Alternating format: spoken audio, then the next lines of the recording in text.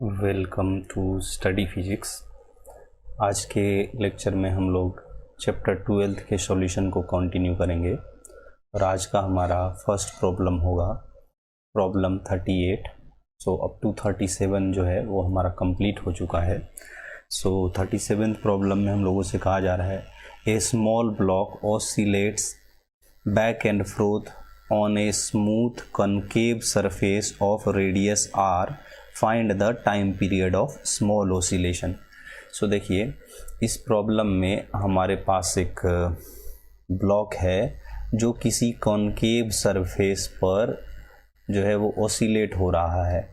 तो यहाँ सपोज कि ये हमारा कोई एक ब्लॉक है, वो इस कॉन्केव सरफेस पर फोर्थ एंड बैक इस तरह से कुछ ऑसिलेशन करेगा। अब प्रॉब्लम में हमें इस कॉन्केव सरफेस का जो है वो रेडियस भी दिया जा रहा है। सो रेडियस हम लोगों से दिया जा रहा है कैपिटल आर। तो हम लोगों से पूछा जा रहा है ये जो ब्लॉक ऑसिलेट करेगा इसका टाइम पीरियड क्या होगा, ये हमें पता करने के लिए कहा जाता है। तो देखिए, इसको अगर हम लोग कुछ इस तरह से समझ लें तो हमारे लिए थोड़ा सा आसान रहेगा कि अगर हम कंसीडर करें कि ये जो है ये हमारे पास इस तरह का एक सिस्टम है जिसमें एक ब्लॉक जो है वो अटैच है किसी स्ट्रिंग से और जिसका की लेंथ हम लोग ले लेते हैं आर। तो ये जस्ट किसी मीन पोजीशन और फिक्स पोजीशन के बैक एंड फ्रोथ ऑसिलेट कर रहा है। तो ये वो हमारा जो है वो मीन पोजीशन होगा। दैट इज दिस जो सेक्शन है ये हम इसको मीन पोजीशन कंसिडर करेंगे। तो अब देखिए, इस मीन पोजीशन के अबाउट ही तो ये ऑसिलेशन करेगा बैक एंड फ्रोथ। तो एक टाइम ये मीन पोजीशन से राइट एक्सट्रीम पर इतना सा डिस्टेंस पर आएगा और उतना सा ही वो डिस्टेंस लेफ्ट एक्सट्रीम पर जाएगा। सो यहाँ पे हम लोग क्या कह सकते हैं कि जो इसका एंगुलर डिस्प्लेसमेंट हो रहा है दैट इज ये वाला जो सेक्शन है ये थीटा होगा और ये वाला भी सेक्शन जो होगा थीटा होगा। मीन्स ये मीन पोजीशन से थीटा इस तरह से डिस्प्लेस हो रहा है। तो जस्ट हम लोगों ने इस तरह से इसे समझ लिया। तो अब देखिए, हम लोग अब यहाँ पे आ जाते हैं कि मतलब इसका जैसे टाइम पीरियड इवैल्यूएट करेंगे वैसे ही इसका भी टाइम पीरियड इवैल्यूएट हो जाएगा। तो अब देखिए, जब ये यहाँ पे कहीं हम लोग इस प्रॉब्लम में समझ लेते हैं कि यहाँ कहीं ये इसका मीन पोजीशन था, तो इसको जस्ट हमने यहाँ पे दिखाया मतलब बैक एंड फ्रोथ ऑसिलेट कर रहा है। तो सपोज हम इसको समझने के लिए यहाँ रख लेते हैं मीन पोजीशन ये है और इसके अबाउट बैक एंड फ्रोथ इस तरह ऑसिलेट हो रहा है। तो हमें थोड़ा सा कैलकुलेशंस और डायग्राम देखने में ईजी होगा। तो इस तरह से हम इसको कर लेते हैं। तो अब देखिए, इस मीन पोजीशन से जब ये बैक में जा रहा होगा तो इधर में ये थीटा का एंगुलर डिस्प्लेसमेंट कर रहा होगा, फिर वापस यहाँ पे आएगा मीन पोजीशन पे और जब ये राइट एक्सट्रीम पर पहुंचा होगा तो अगेन इसने थीटा का एंगुलर डिस्प्लेसमेंट क्या होगा और तब ब्लॉक यहाँ पे आ गया। ये काफ़ी स्मॉल ऑसिलेशन है, जस्ट डायग्राम दिखने के लिए हम लोगों ने इस तरह से इसको थोड़ा सा बड़ा लिया है। तो अब यहाँ पे देखिए, जब ये एंगल थीटा है तो जब ये ब्लॉक यहाँ कहीं पर रहा होगा तो इसमें जो इसका mg फोर्स लग रहा होगा that will be like this. So इसका mg फोर्स जो होगा वो कुछ इस तरह से काम कर रहा होगा।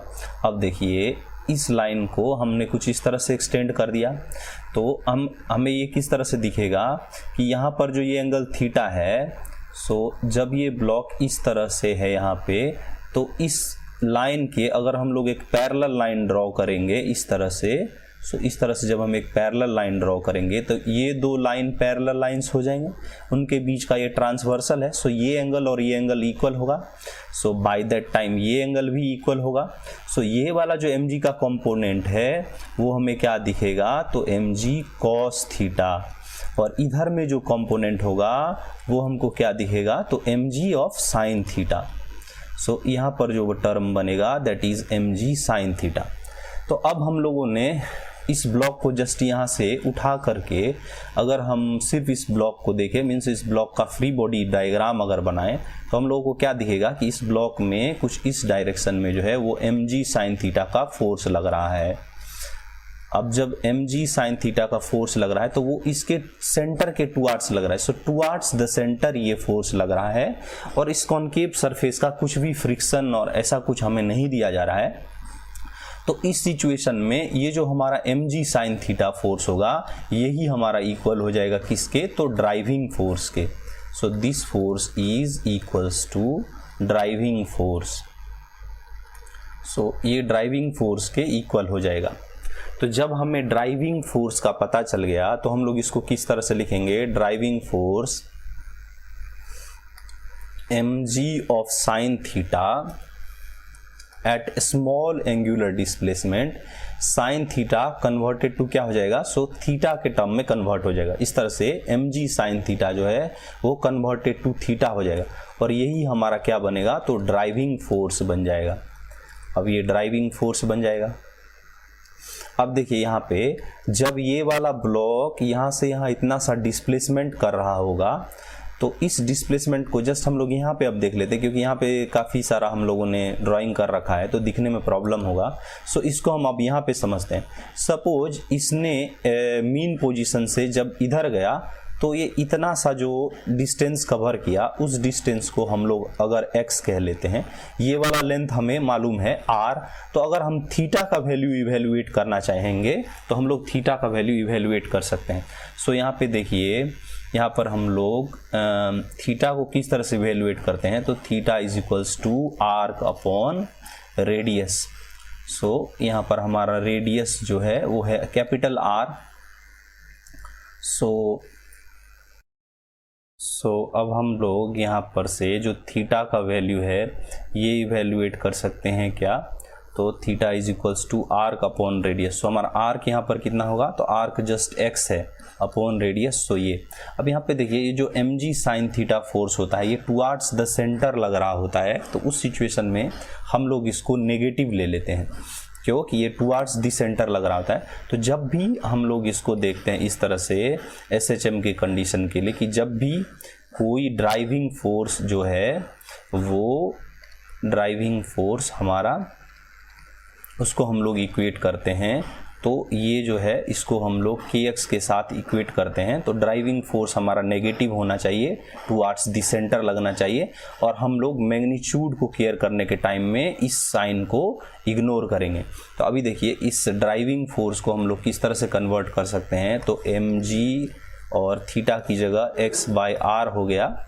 सो जस्ट थीटा की जगह जब x बाई आर आ जाएगा हमारे पास, तो हम लोग इसको इक्वल कर देंगे kx के साथ, जस्ट फॉर मैग्नीट्यूड कंडीशन। सो ये वैल्यू हमारा यहाँ से x और x जो है वो कैंसिल हो जाएगा, तो k का जो वैल्यू आएगा that will B mg upon r। तो अब अगर हमें यहाँ से टाइम पीरियड चाहिए होगा तो हम लोग क्या लिख सकते हैं, टाइम पीरियड जो होगा 2 pi under root m by K. So m by के इस तरह से हम लोग लिखते हैं। जब हम स्प्रिंग मास सिस्टम किसी को बना लेते हैं तब उसका टाइम पीरियड हम लोग किस तरह से लिखते हैं, तो 2 pi under root m by K. तो अब देखिए यहाँ पे हमारे पास है 2 पाई और m की जगह पे हम लोग स्मॉल m लिखेंगे, और k का जो वैल्यू है उसको हम लोग इस तरह से लिख सकते हैं, वो क्या, तो r divided by m into G. So m cancel होगा, तो हमारे पास बचेगा टाइम पीरियड क्या, तो 2 pi under root r by G. So this should be the time period of given problem. So यहाँ पर ये सिस्टम की प्रॉब्लम की वजह से कुछ इस तरह से लिखा गया, तो इसको हम लोग ठीक कर लेंगे। So 2 pi under root r by G, ये जो है वो हमारा आंसर हो जाएगा। So this will be the answer for question